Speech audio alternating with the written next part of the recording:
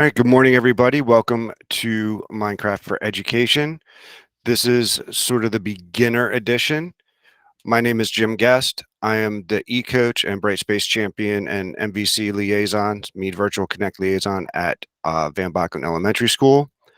I'm also the STEM teacher for Triple E there. So if you have Triple E in your school, a lot of the things you'll hear me talk about are elementary-based examples, but there are many different ways to use Minecraft in the classroom.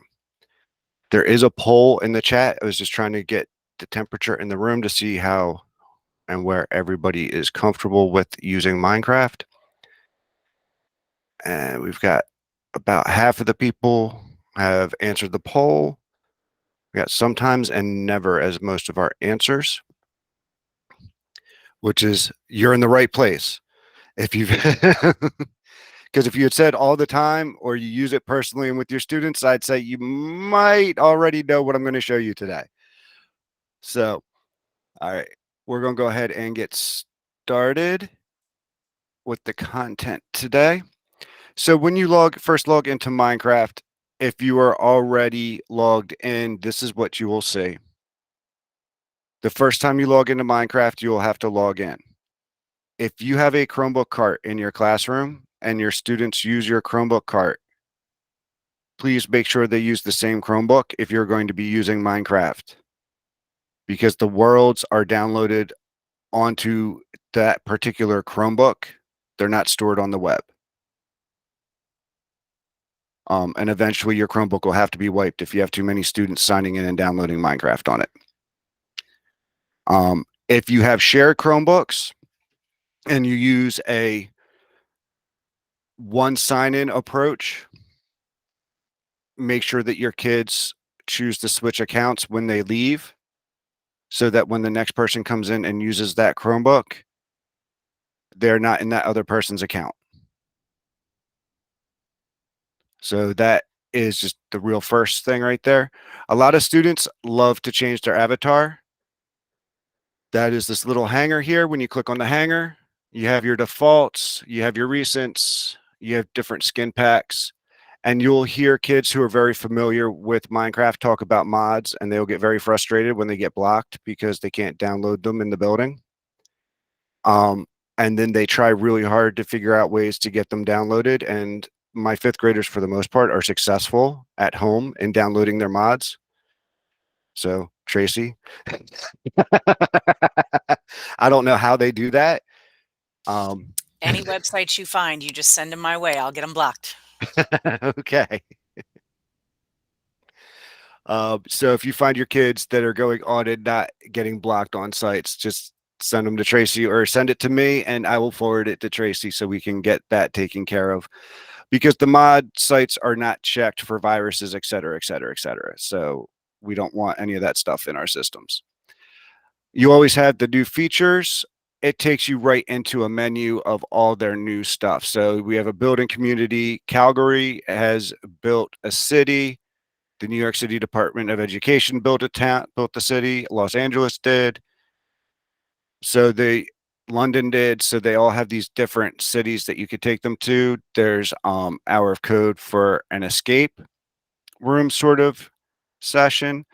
You have Lessons in Good Trouble, and then sort of Frozen Peaks, which is a BBC Earth one. So that is all the new and featured stuff. And if you ever want to see just what's brand new in the worlds that they've created, if you just want to do a challenge, they also come with lesson plans and details on how to use them and what standards they work for. In your settings, you have your accessibilities, text to speech with device settings, text to speech for UI, for chat. So depending on your student may want these settings different for each one.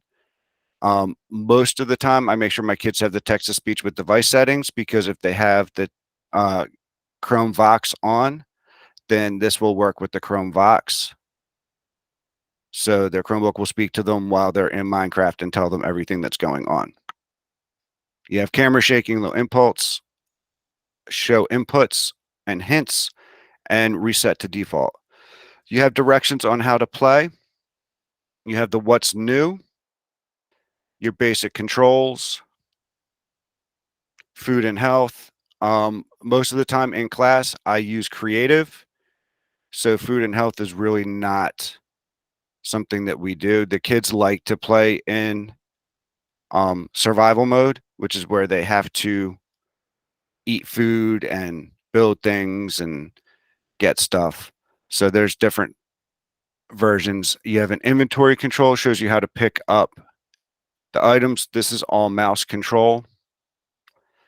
You have how to craft with recipe books, so you can create and spawn things in there. And if your kids have been using it, you know that that's what they do. World Builder. So World Builder is something that we would do as a teacher. You do a /WB in your chat, and I will show you guys how you can do that. But that is how you build your own world and put different blocks in to have the students work with everything. You have permission blocks. Chalkboards are great because you can put them in and have the kids write their name on them.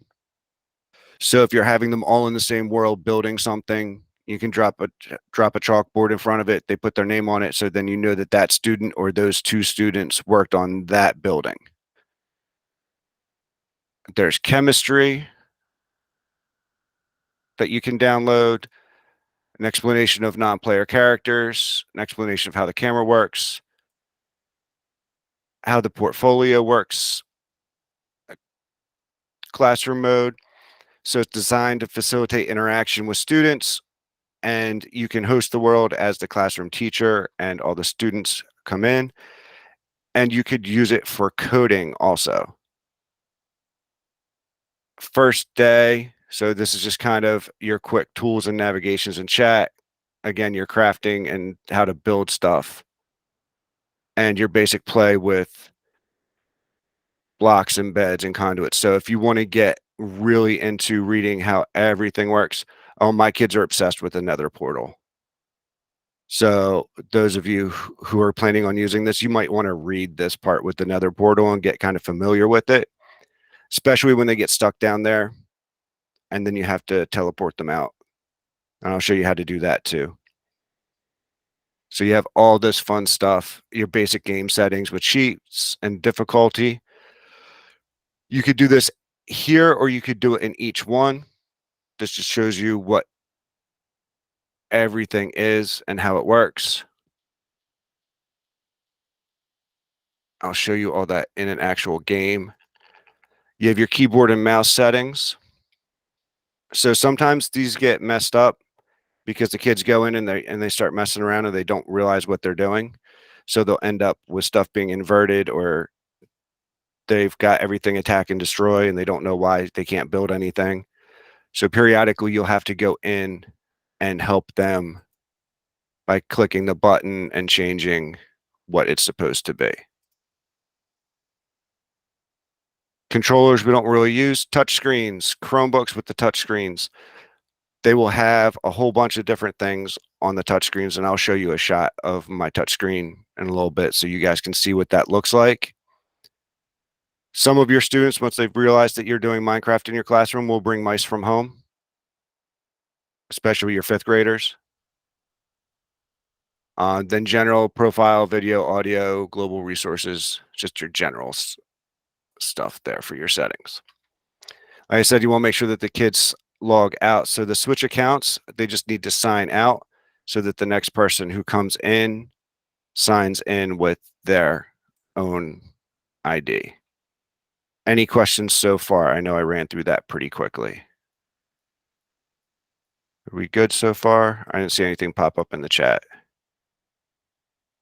Yeah, nothing in the chat, so I think we're good so far. Okay. And then all the question marks are the help buttons, and this pops up on my other screen. So I'll bring this over here.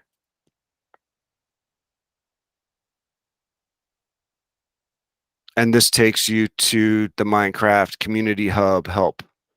I'm not going to do a survey. So some of the times you'll see that some of the students somehow end up in the beta program when they download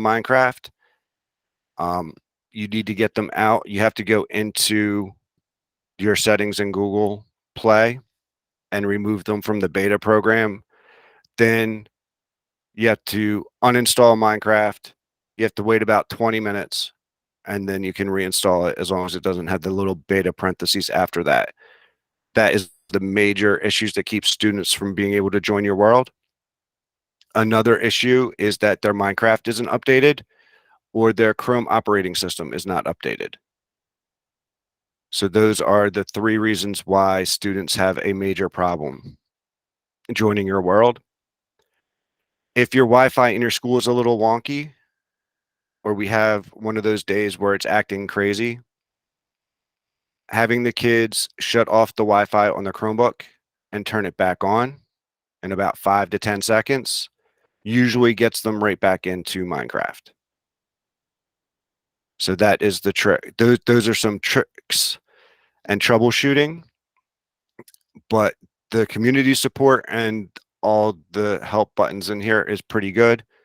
And you have your different coding stuff, location, unable to join worlds, technical problems. So this is all stuff that if what I just went over is the quick kind of fixes don't work, this is a place to go to look to see what the issue might be. Close that. So we'll go ahead in here. Once you enter Minecraft, you'll have a view my worlds, view library, you have your create new, join world, and import. We're not going to really talk about the import today, although that is fun. You have your view your my worlds. So this is all the worlds that you have created. So these are all the different worlds I have or that I'm working on.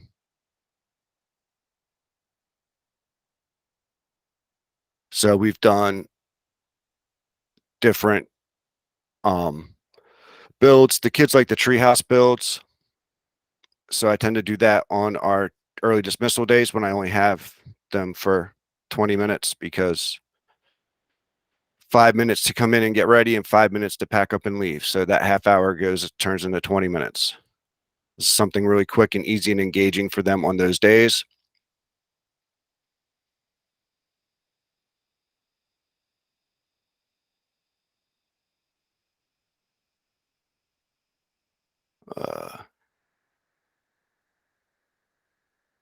Okay, so what I do with so I have my kids bring their Chromebooks from their classroom.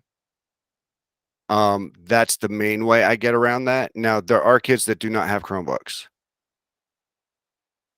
So you can either use a generic sign-on for them to get in and then just have them sign into Minecraft.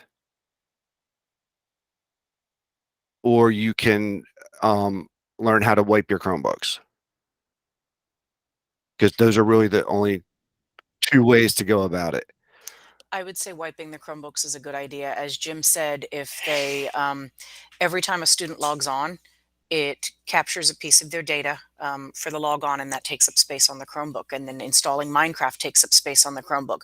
So if these are shared Chromebooks, you've got 25, 50, maybe 100 profiles stored on that Chromebook. And how many of those 100 profiles have Minecraft installed as well? That all takes up data on a very, very, very, very, very small hard drive. If you wipe them, then you're starting that process over. So you might have to wipe them every few weeks or every month to have the kids start over fresh, but it gives you all that space back. So I will, somebody asked about generic sign-on. I will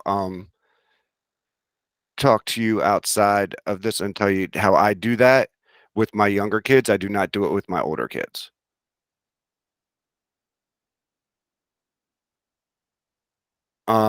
So if you want to start a new world, you would click on new world. You have new and templates. Templates is anything that you have imported from Minecraft that is already pre-built. So we have a tutorial, we have blocks of grass, a simple house. There's a town template that I've used, building systems that I've used. Windmill challenge right now, I just started using that. And then these are their feature templates, which we saw are the new ones. And there's some cyber stuff. And then you can always view more. Now you have the subject kits, the monthly build challenges, the starter worlds, and how to play. The subject kits are really cool. It goes through your different subjects and different topics. And then you can jump right in. So here's math. You have a Common Core grade 3, Common Core grade 4, Common Core grade 5, fractions, and additional lessons. And then when you click on that one, you get even more. So we've got area and volume, build a rainbow, financial literacy, velocity. Here's a hundreds chart. So for classroom teachers, you've got all this fun stuff for math, and you've got your computer science. You've got like whatever you can think of. There is at least one pre-built world already there that you can read the description and what the lesson plan is with it, and you can pretty much run with it. You just have to change the settings to what you want it, how you want your kids to operate in it. The monthly build challenges are really cool. So yeah, be creative. I've actually used that because we have a B unit. I used that with actually first grade and kindergarten. They learn how to build like and spawn bees and make flower gardens and stuff like that. So it's real simple and easy and basic. And I start that in small groups because most of them just know how to run through and break stuff. They never really like run through Minecraft and built anything. So it's teaching them how to do that. Does take time, but it makes things a whole lot easier come springtime when you're like, okay, I've got this 2 hour early dismissal and I need to review something with half the class and the other class is way far ahead because they all get it. So this is, now you can be like, hey, do this on Minecraft. It's educational. It gives them practice. And so you have all this fun stuff. Build a spaceship. I've done that one before. You should see the types of spaceships fifth graders make in Minecraft. Because physics is not an option in Minecraft, really. Like you have physics coasters and stuff like that, and those kind of act like physics, but you can actually, if you stack a bunch of bricks, you can break all of them down from the bottom to like the very, and leave the top one just kind of floating there in the sky. We all know that really wouldn't happen, but they get a kick out of doing stuff like that too. Starter worlds are great. You have biomes and build plates, depending on what you want to do. These are all the different biomes, oceans, plains. So if you're building your own world, this is a good place to start. It gives you a basic starter world so that you don't have to recreate everything. And the build plates are good too. Blocks of Grass is actually one of my favorites to start with because it's just plain and simple and easy. I'm actually in the process of building my school in Minecraft to scale. And I started with Blocks of Grass. It's going to be a huge choice board when I'm done with it, probably sometime next year. Because unlike the people who built these worlds, I don't have 8 to 12 hours a day just to play in Minecraft and build everything. So those are all the different build plates. Starter worlds, build challenges, subject kits, how to play. If your kids have never played and you have never played, this is a good place to start. You have keyboards. So this is your keyboard and mouse. This is your touch. And then this is your additional tutorials on how to do multiple different things. Today, we're going to start. Let's see here. Is it this one? It's this one.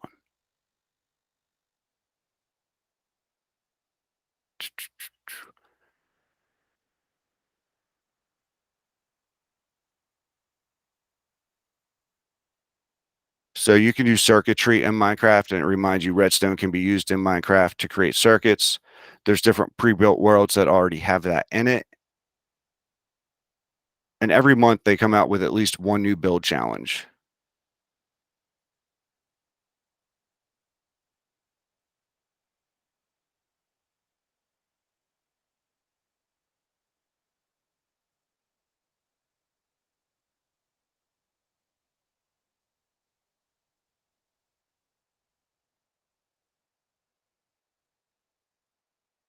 And it always loads really slow when I'm presenting.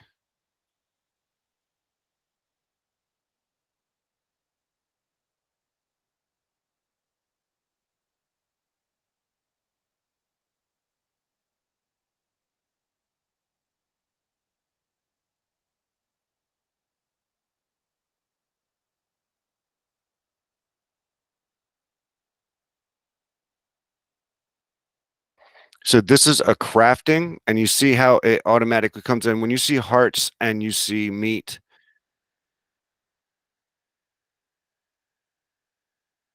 it automatically comes into what is survival mode. So when you see the kids with the hearts and like the chicken legs, that is all survival mode. So if you hit H, it'll show you your controls. You've got your forward, your back, your left, right, jump, your inventory, your chat, your code builder, and your sneak. That also, your sneak also brings you down when you are in creative mode. So I was talking about earlier how you would transfer or transport somebody. So if you hit the T for the chat and you go here, these are all your commands. So you can change where the students come into the world. Teleport is where you would move them, and it's all last name, first initial.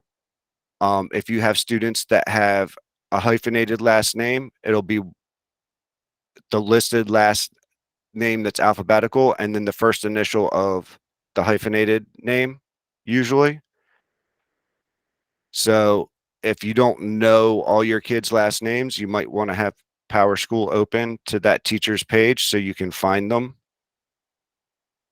Once you get used to like doing this with kids and you learn the classes that they get stuck and they need help teleporting, you get pretty good with learning their last names. But you could teleport anybody and then you teleport them to another person. This is also where you would do your world builder. So you would type in /WB and it says toggle world builder status of caller. You click it and then it says that my status has been updated to true. And then to shut it off, again, you hit your T, your /WB, enter or click that, and it tells you that's been updated to false. So that's how you would go in and add stuff to your own world. I'm going to freeze this by hitting escape. In here, you have your how to play. Again, this is the same stuff that's in the settings at the beginning. This is your particular game settings. So this is set on survival. If I was doing this with my students, I would change it to creative. There's also an adventure mode that I don't use.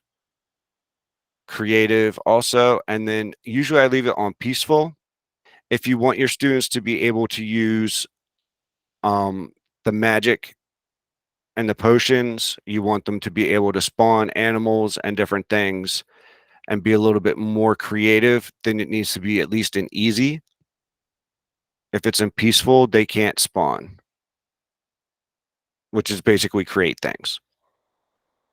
It also means that those who know how to, there is an invisibility potion that some students like to use so that they can go wreak havoc in the world.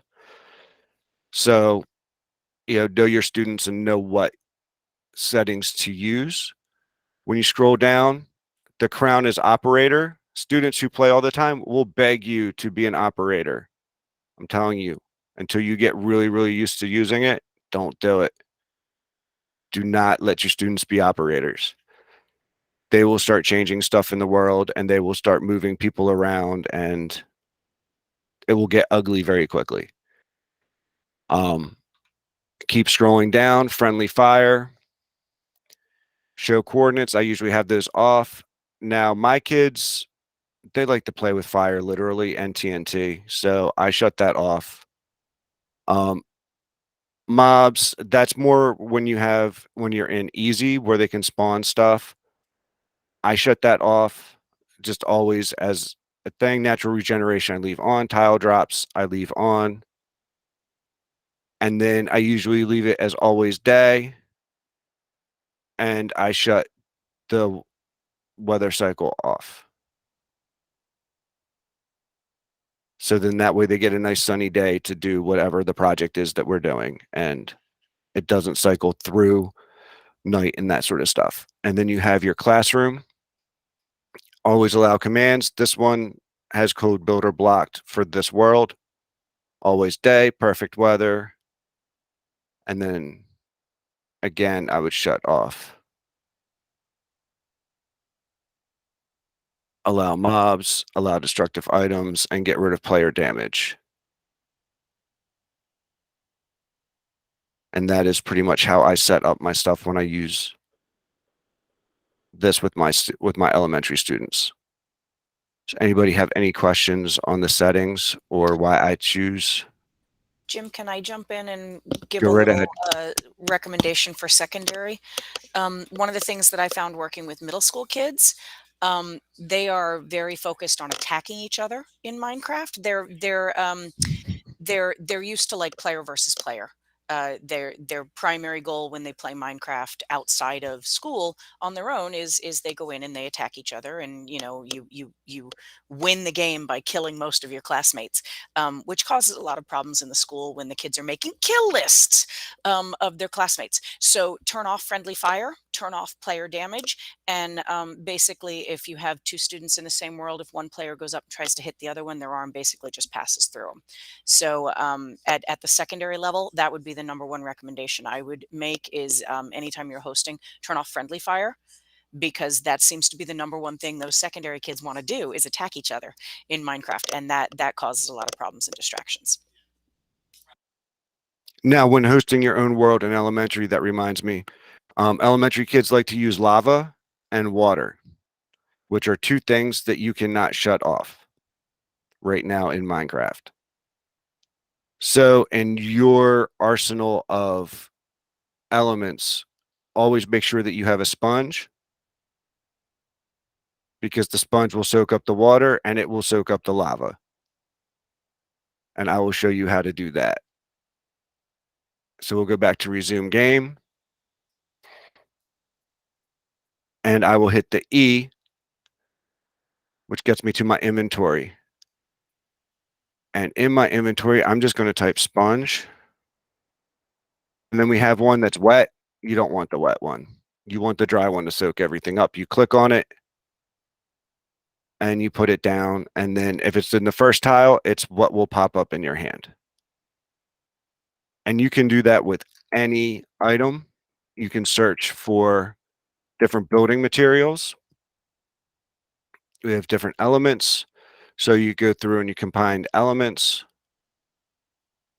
and you can and they can create stuff. You have different stones, different colors, terracottas. This is where the kids get their weapons and their potions.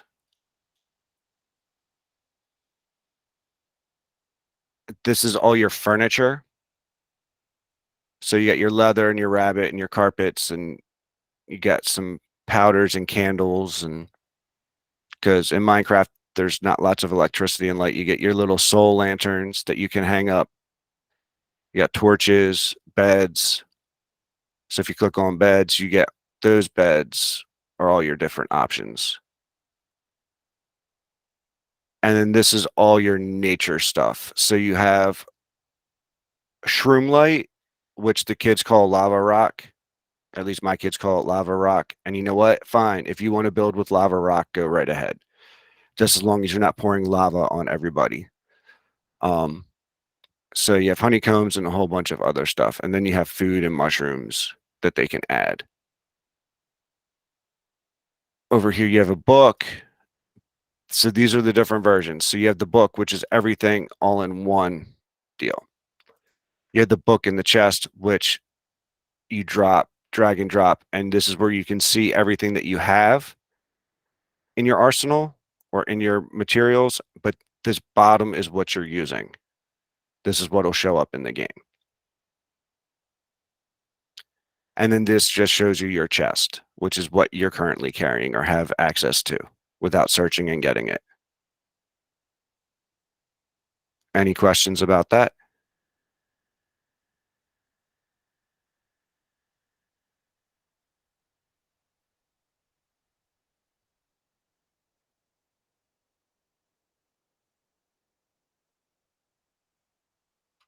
Okay.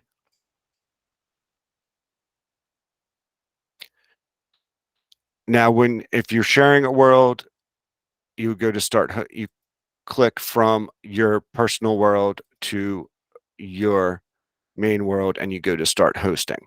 I'm not going to start hosting in this world. So we're going to leave and save and exit. And then it asks you the game, save and exit.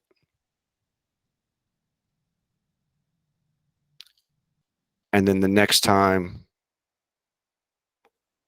you go in, hold on. When you go to view my worlds, it will be the first one that you have. Which is why I name all mine by the last name of my teachers or what like template I'm building. And you do that by, so we'll do this. You highlight it, you click on it, you go to manage. Is one of the things that you can do. This is how you copy, export, or delete. Settings. It takes you into your settings, and this is how you can change the settings before you even launch the world so that every time you launch it, it will be those settings. You click up here, and this is how you would change it.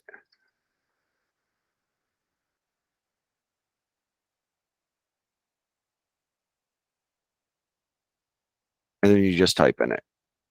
Click off, and when you click the back arrow, it changes.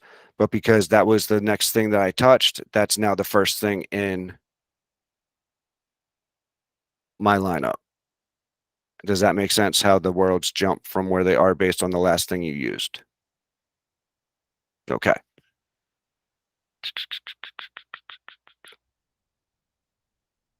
I think here. Let's see here.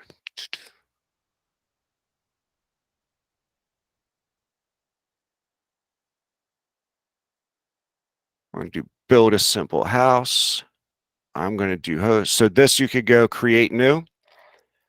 So I'm going to create a new template and make sure that everything is set up the right way.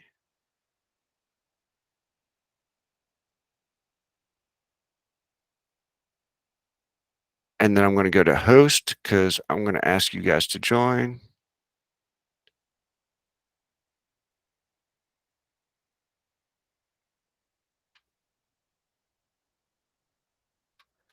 I want to shut off my camera here to help that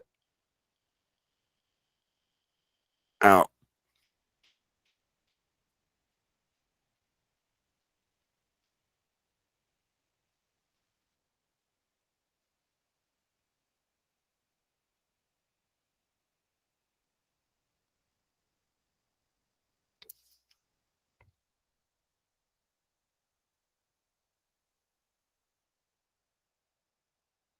It usually downloads faster than this, just so you all know.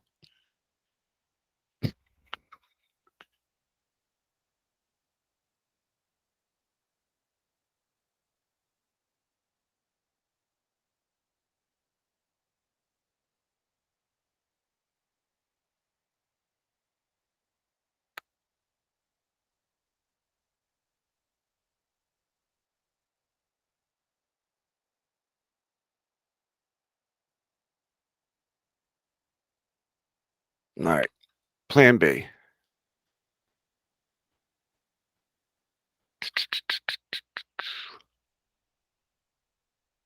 Where are we?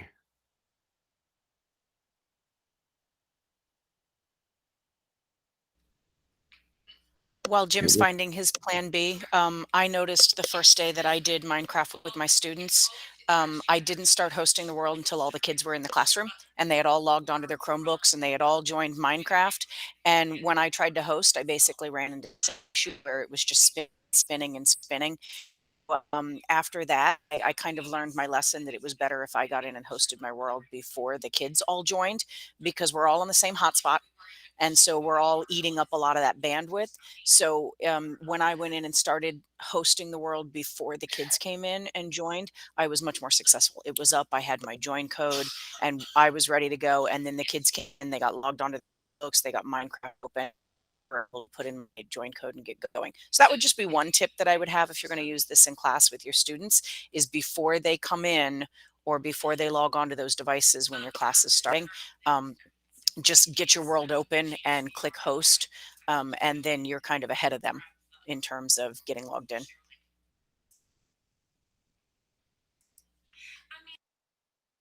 Okay. Let me escape here. Turn my. What are we doing here? There we go. Okay, I'm going to run myself over here. So the way you move in Minecraft, if you have a keyboard, is W takes you forward. And those are blocks. W takes you forward. D takes you to the right. E takes you to the left. S takes you backwards. Your spacebar makes you go up. And your shift makes you go down.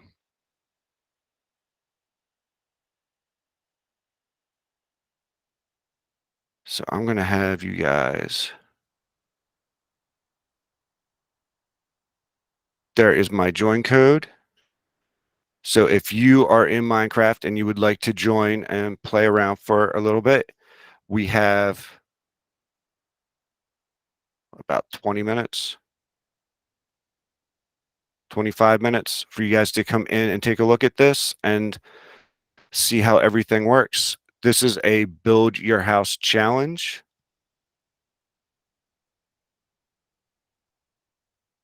And usually what I do is what Tracy said is I usually have my world up when the kids come in. I'll put this screen up and I'll freeze it on my smart board. And then I'll exit out so I can watch the kids in the game and kind of in person as they're coming in and exploring and doing stuff. So if you want to interact, you want to push those buttons on the towers, and you do that. That's a right click, I believe, on your mouse.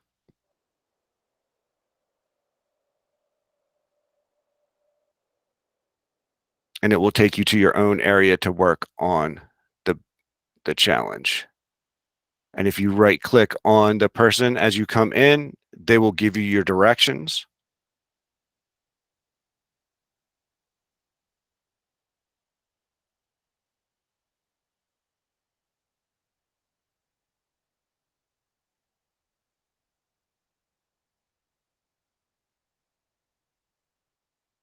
You want to make sure that you're hitting the lower block with the brown button on it.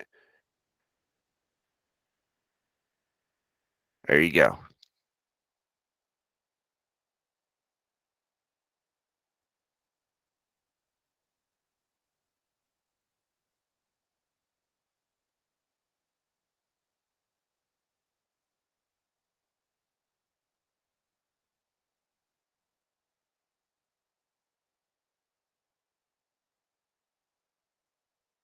All right. So, Melissa, if you're still trying to download it, what you might want to do is actually leave the meet and then come back once it's downloaded.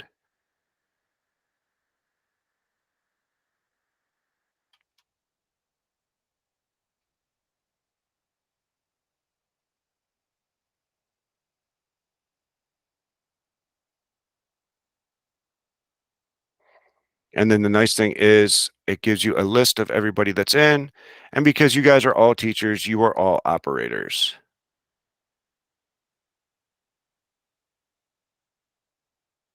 and you cannot change another teacher's settings.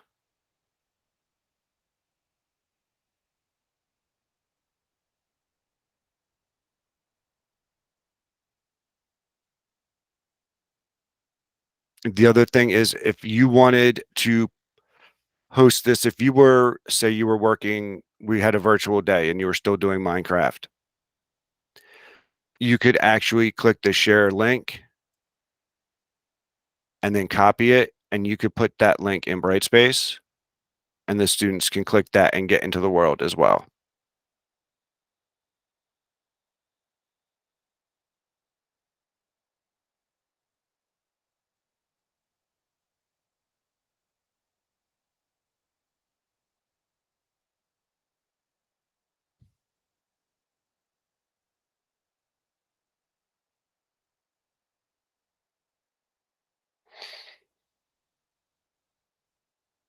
So again, to push the buttons, you need to right click on the bottom block with the brown button on it.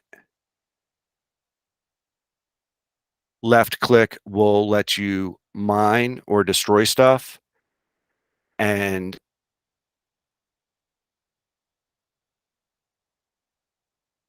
yeah, I know that I find it odd that they chose the left click for destroy and the right click for build because we're so ingrained that everything on the computer should be a left click that I often find when I mean to build something, I destroy something. So what I tend to do is I keep on my bar of items in spot number one, I keep the block of grass because I go to build something on the ground and I break the block I was going to put it on. And so then I just drop a block of grass right back in there and move on with what I'm doing. That'll be one of the number one frustrations, certainly for us as adults, but I think for the kids too, that they accidentally destroy something when they meant to build, and there is no undo. There's not just a quick Control Z when you're working in Minecraft. So knowing where to find the items in your inventory quickly, like Jim said, the search is great, and keeping something like that block of grass in your inventory so that if you break something, instead of just getting super frustrated about it, you just drop a new block of grass in place and keep right on going with what you meant to do. Because I do that a lot. I break when I mean to build. so those of you right now who are still in the main area, what you'll find is that it may not let you build in certain areas. And that's because they put down, when they built this, they put down these things called deny blocks. And they're silver. And basically anything above them, you cannot build on or destroy. And when I say above them, I mean you could float all the way up to the clouds and try to put something up there and it won't let you. Now they also have allow blocks. You can put deny blocks down at one level and then put build some stuff and then put allow blocks somewhere else. And then above in that space between the two, it won't let them build. But then, so if you have a mouse, you use the roller in your mouse to move between. You can also use your numbers. So the first block would be one, second block would be two. If you're using a touch screen, you can just touch which one you want to move to as well.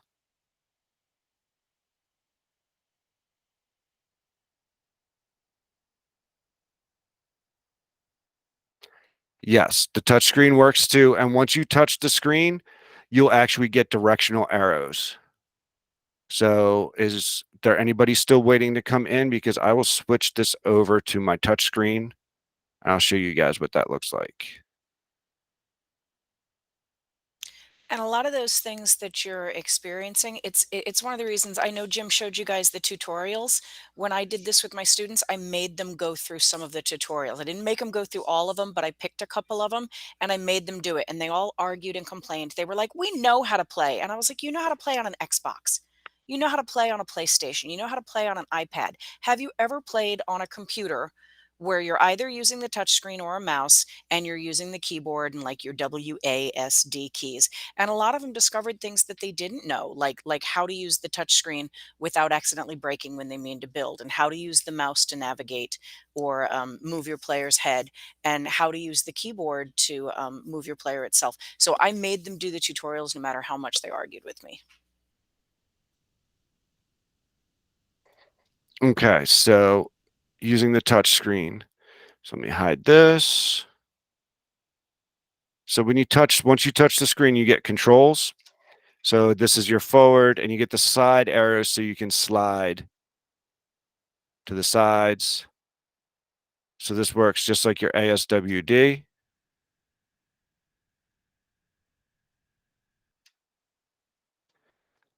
This is your up. This is your down.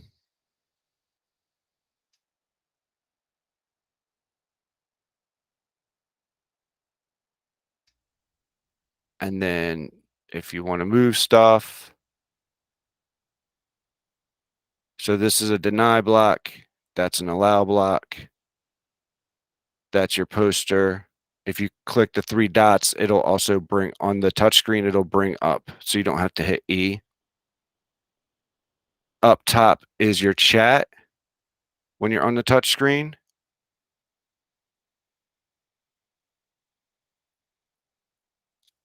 And your pause is at the top also. And then this is your agent or your control.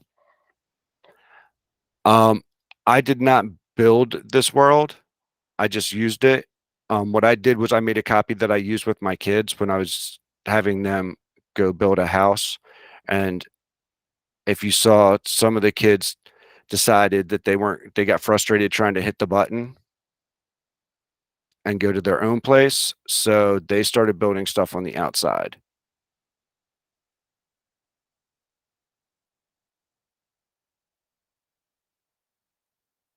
And then on the outside of this, you can also, you see where I put up the red fence. The red fence is a border fence. That means that nobody who's not in World Builder can cross it.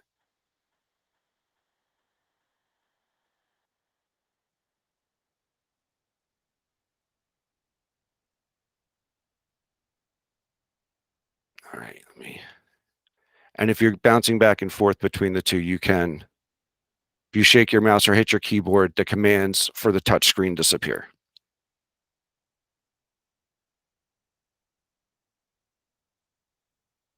All right, let me switch these back.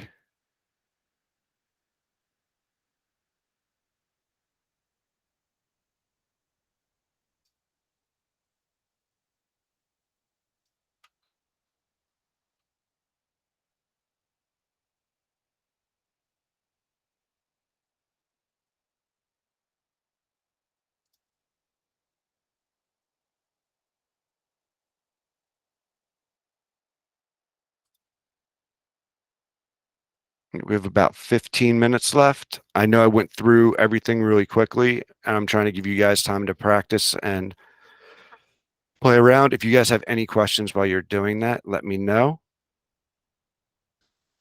Jim, we have until 9:45, so we have Oh, more like 9:45. Okay, 9:45. Yep. so we have 5 more minutes. I'm Yep. sorry. And I did drop the attendance link into the chat. I know a lot of you guys are in Minecraft. Please stay there. It'll be there when you come back into the meet session as we're wrapping up. So you've got a few minutes, but I did drop it in there. And I'll drop it in again in a couple of minutes just in case anybody got disconnected during that time. I'll put it in again.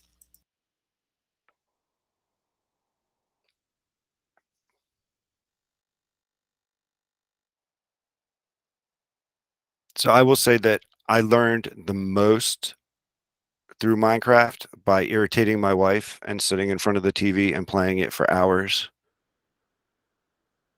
No, because you make the same mistakes the kids are gonna make the first time that you play it, they're gonna make the same mistakes the first time they play it. So it's, I learn by doing. So if you're a person like me that learns by doing, taking the time to just kind of play around and just open up a new world, a basic world, and just mess around in it and just see how it works.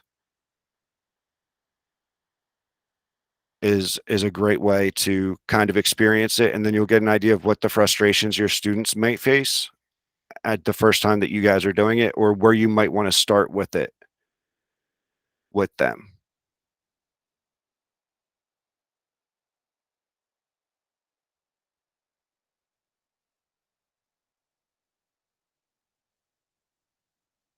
And again, if you're going to start with younger students, tutorials and small groups and rotations are a great way to start.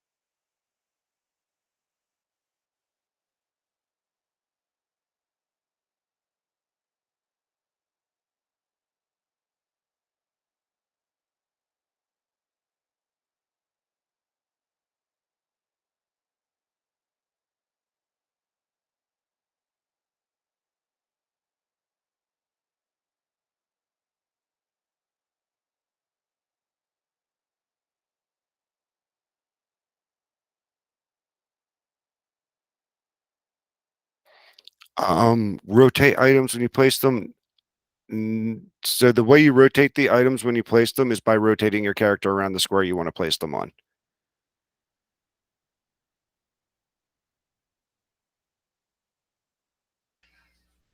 When we talk about things that can frustrate, I know that's one of the things that frustrated my students.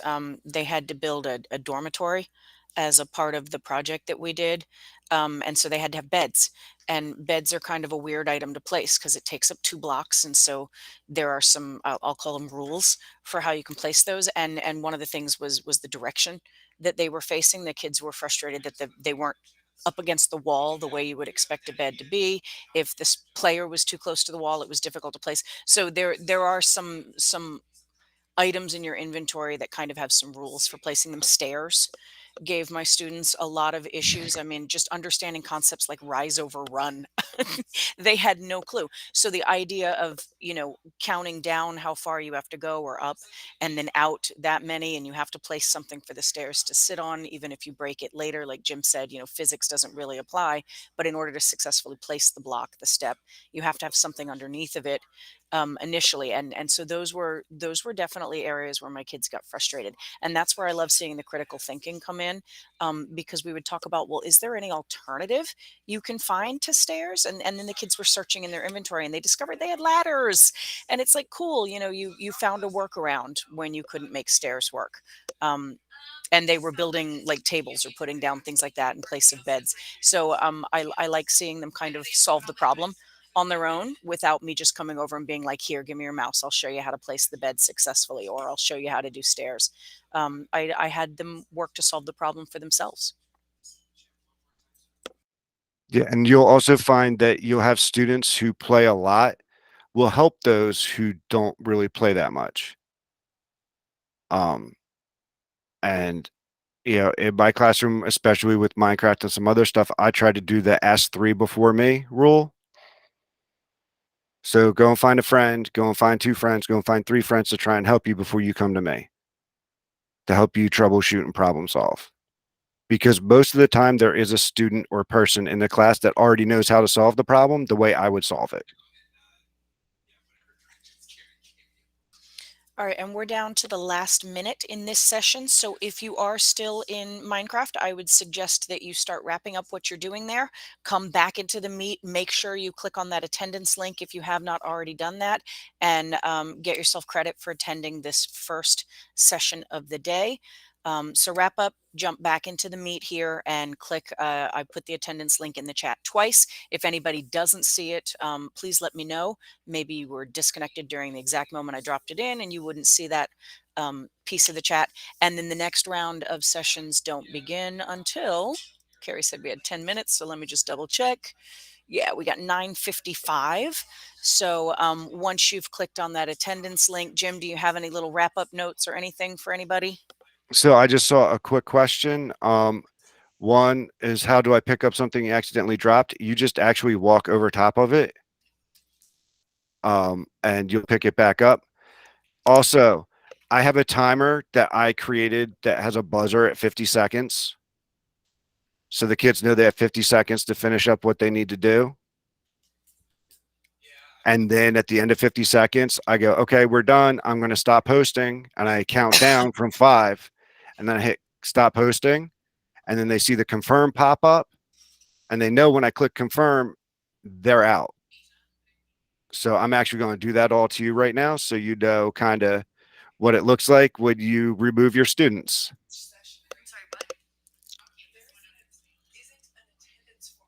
And then you just make sure that you save and exit. Now, the nice thing about this is the students don't have to be on the same Chromebook if you're hosting the world every time they come in.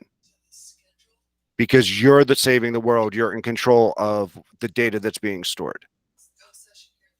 So that is one of the nice things.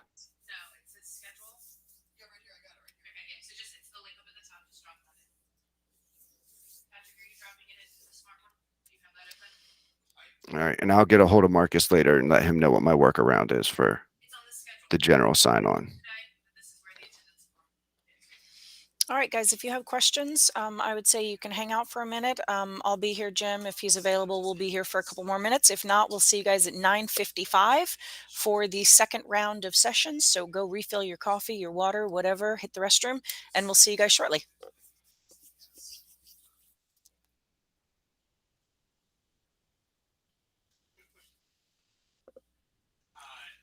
Thank you. All right, I'm going to go ahead and stop that recording. And thanks for this, Jim. You're welcome. So I'm going to wait till the recording stops. I'm going to tell you what my workaround is.